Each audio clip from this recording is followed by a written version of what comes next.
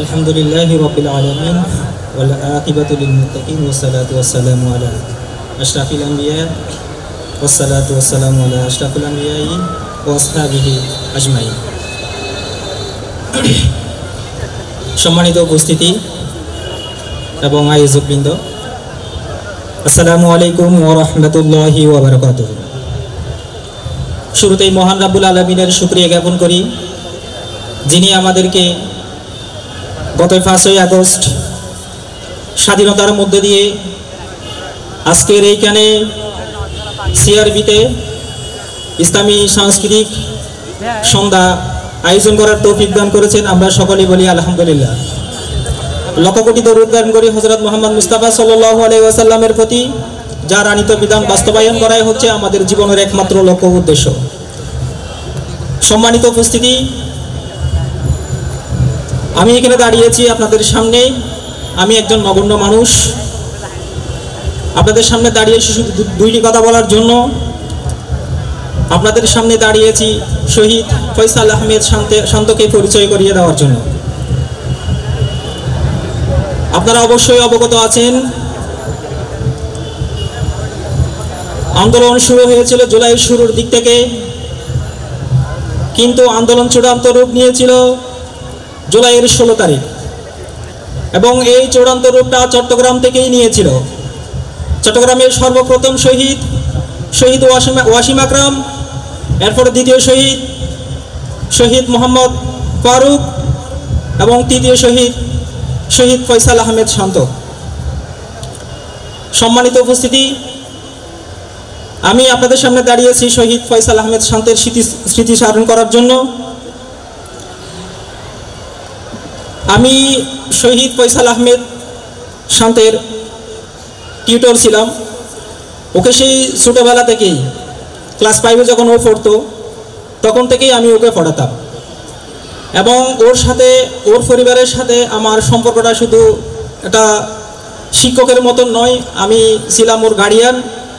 ওর মা বাবার পরেই ও যাকে সম্মান করতো বেশি, সে আমাকে বেশি সম্মান করতো ওর মা বাবার পরে। আমি ওকে আমার ছাত্রের মতো ভাবতাম আমার পরিবারের একজন সদস্য, যাকে আমি পরিচর্যা করতেছি, ধীরে ধীরে বড় করতেছি। সম্মানিত সুধী, শহীদ ফয়সাল আহমেদ শান্ত, আপনারা হয়তো অবগত আছেন, শহীদ ফয়সাল আহমেদ শান্ত ইসলামী সংগঠন করতেন। আপনারা যদি ওর ফেসবুক আইডিতে ঢুকেন, ওর বাড়িতে যে লেখাটা দেখবেন, সেই লেখাটা হচ্ছে, যে হৃদয় শাহাদাতের উচ্চাকাঙ্ক্ষা লালন করে সেই হৃদয় কখনো হতাশ হয় না। সম্মানিত উপস্থিতি, স্বাধীনতার এখনো 2 মাসও পার হয় নাই। আমাদের ইতিহাসকে বিকৃত করার জন্য ষড়যন্ত্র অলরেডি শুরু হয়ে গেছে। আপনাদের প্রতি বিনীত অনুরোধ, আমাদের শহীদরা যেই জন্য শহীদ হয়েছেন, যে লক্ষ্যকে সামনে রেখে তারা শহীদ হয়েছেন, এই লক্ষ্য আমরা মুছতে দিব না। আমরা এই লক্ষ্যকে আমাদের হৃদয়ে ধারণ করব। আমাদের শহীদরা যেই পথে হেঁটে গিয়েছেন, আমরা সেই পথে হেঁটে গিয়ে আমরাও সকলে শহীদ হয়ে যাব। তবুও কোনো নাস্তিক, কোনো মুরতাদ এই দেশে প্রতিষ্ঠিত হতে পারবে না। আমাদের শহীদ, যে সকল শহীদ হয়েছে আমাদের এই যুদ্ধে, আপনারা সবাই দেখবেন সে তাদের জীবন আচরণ কেমন ছিল, তারা কি চাইতেন, তারা কেমন বাংলাদেশ কল্পনা করতেন। আমরা সেই বাংলাদেশকেই চাইব, সেই বাংলাদেশকে প্রতিষ্ঠা করার জন্য আমরা আবার যুদ্ধ করব। তারপরে কোনো ফ্যাসিস্ট এই দেশে আবার ফিরে আসতে পারবে না। কোন ছাত্রলীগ, কোন যুবলীগ আবার কোন মায়ের বুক খালি করতে পারবে না। তারা যদি আবার এখানে ফিরে আসে, আমরা আবার আমাদের বুক সামনে দিয়ে দিব। এই ছাত্রলীগ আমাদের দেশে 1423টা মায়ের বুককে তারা খালি করেছে। তাদের শুধু অপরাধ ছিল, তারা শুধু একটা দাবি আদায় করতে গেছিল। আমার জানা নেই পৃথিবীতে একটা দাবি আদায় করতে গিয়ে পৃথিবীর কোথাও 1423 জন মানুষ মারা গিয়েছে, 22,000 মানুষ পঙ্গুত্ব বরণ করেছে। অত্যন্ত দুঃখের বিষয় এটা আমাদের জন্য। আমরা এই ধরনের কোন ফ্যাসিস্টকে এই বাংলায় ঠাঁই দিব না। এই বাংলা আউলিয়া উলিয়ার দেশ, এই বাংলা ইসলামের দেশ, এটা কিয়ামত পর্যন্ত ইসলামেরই থাকবে। প্রিয় ভাইয়েরা, যে কথা তারা বলার জন্য আমি এখানে দাঁড়িয়েছি, শহীদ ফয়সাল আহমেদ শান্ত অত্যন্ত মেধাবী ছিলেন, সবসময় ক্লাসের রোল এক ছিলেন, অত্যন্ত দেশপ্রেমিক ছিলেন, সবসময় দেশটাকে হৃদয়ে ধারণ করতেন, দেশ নিয়ে শুধু স্বপ্ন দেখতেন। যখন দেখতেছে দলীয়করণ ছাড়া কোথাও চাকরি হচ্ছে না, ও হতাশ হয়ে পড়েছিল। ওর আব্বুর সাথে বারবার পরামর্শ করতো, আব্বু এদেশে তো মনে হয় আমাদের চাকরি হবে না, এখানে দলীয়করণ লেজুর ভিত্তিক না করলে কোনো চাকরি হয় না। তখন ওর আব্বু বলতো, দেখো বাবা কি করবা, এদেশ আমাদেরকে সংস্কার করতে হবে। তখন ও আব্বুকে পরামর্শ দিত, আব্বু চলো আমরা একটা উদ্যোগ নিই, আমরা উদ্যোক্তা হই এবং কর্মসংস্থান সৃষ্টি করি। দেশকে মারাত্মক রকমের ভালোবাসতেন, প্রচন্ড মেধাবী ছিলেন। প্রিয় ভাইয়েরা, আমি দীর্ঘায়িত করে ফেলতেছি, আমার কথা সংক্ষিপ্ত করে ফেলতেছি। আমরা কেমন বাংলাদেশ চাই? আমাদের যে সকল শহীদরা শহীদ হয়েছেন, তারা যেমন বাংলাদেশ লালন করতেন, যেমন বাংলাদেশ প্রত্যাশা করতেন, আমরা ঠিক সেম বাংলাদেশই আমরা চাই। প্রিয় ভাইয়েরা, এই ফ্যাসিস্ট আমরা তাড়িয়েছি, আমরা আর এই বাংলায় তাদেরকে কোনো ঠাঁই দিব না। এই বাংলায় কোনো ফ্যাসিস্টের স্থান হবে না, কোনো নাস্তিকের স্থান হবে না। আপনারা হয়তো অবগত আছেন, আমাদের পাঠ্যপুস্তক প্রণয়নের জন্য আবার নাস্তিকরা উঠে পড়ে লেগেছেন এবং তাদের দলবল নিয়ে তারা হাজির হয়ে গেছেন। আমরা এটা তীব্র নিন্দা জানাই।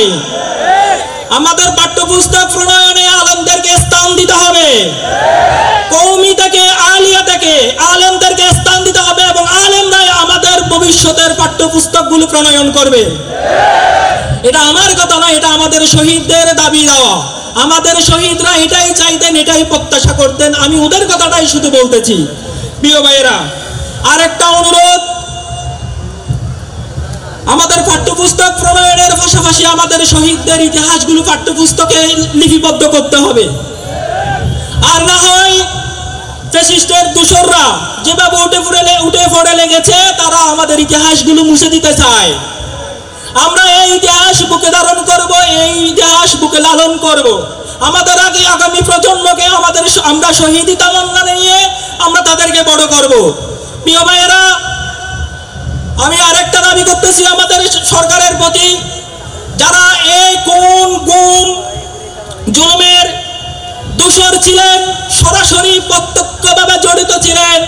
ওই দিন 16 জুলাই মুরাদপুরে সশস্ত্র হামলা করেছিলেন যুবলীগের নেতৃত্বে। সেই যুবলীগ এখনো ঘুরে বেড়াচ্ছে, এটা আমাদের জন্য অত্যন্ত দুঃখের বিষয়। আমাদের শহীদরা আমাদের থেকে বিদায় নিয়েছে, 2 মাস হয়ে যাচ্ছে, কিন্তু এখনো পর্যন্ত কোনো হত্যাকারী গ্রেপ্তার হয় নাই, তাদের বিচার হচ্ছে না। আমরা দেশবাসী, আপামর জনতা তাদের অতি সত্বর গ্রেপ্তার করে আইনের আওতায় আনার জন্য সরকারকে জোর দাবি জানাচ্ছি। প্রিয় ভাইয়েরা, আমার বক্তব্য আমি দীর্ঘায়িত করতেছি না, আর সংক্ষেপে নিয়ে আসতেছি। আমি শহীদ ফয়সাল আহমেদের কথা বলতেছিলাম। শহীদ ফয়সাল আহমেদ শান্ত একটা কিন্ডারগার্টেন থেকে 5ম শ্রেণী পাশ করেন। প্রত্যেক ক্লাসে ওর রোল একই ছিল। এরপরে প্রতিজ্ঞা কর্ণফুলী কিন্ডারগার্টেনে 6ষ্ঠ থেকে এসএসসি পাশ করেন। এসএসসি পাশের পরে ভর্তি হয় বাকলিয়া সরকারি কলেজে। বাকলিয়া সরকারি কলেজে ইন্টারমিডিয়েট পাশ করার পরে ভর্তি হয় উমরগনি এমইএস কলেজের ম্যানেজমেন্ট বিভাগের অনার্স 1ম বর্ষে। ও ক্লাসও করে 2 মাস। 1ম বর্ষে ভর্তি হওয়ার পরে ওর সেশন হচ্ছে 23-24 সেশনে ভর্তি হয়ে 2 মাস ক্লাস করেন এবং ওর ক্লাস টিচার ছিলেন একজন বড়ুয়া টিচার। আমরা ওই দিন কলেজে গেছিলাম, উনি নিজে কান্না করতেছেন, এত মেধাবী, এত নম্র, এত ভদ্র একটা ছেলেকে কিভাবে এই ফ্যাসিস্টের দোসররা কিভাবে গুলি করতে পারলো। তো প্রিয় ভাইয়েরা, আমার বক্তব্য আমি এখানেই সমাপ্ত ঘোষণা করতেছি।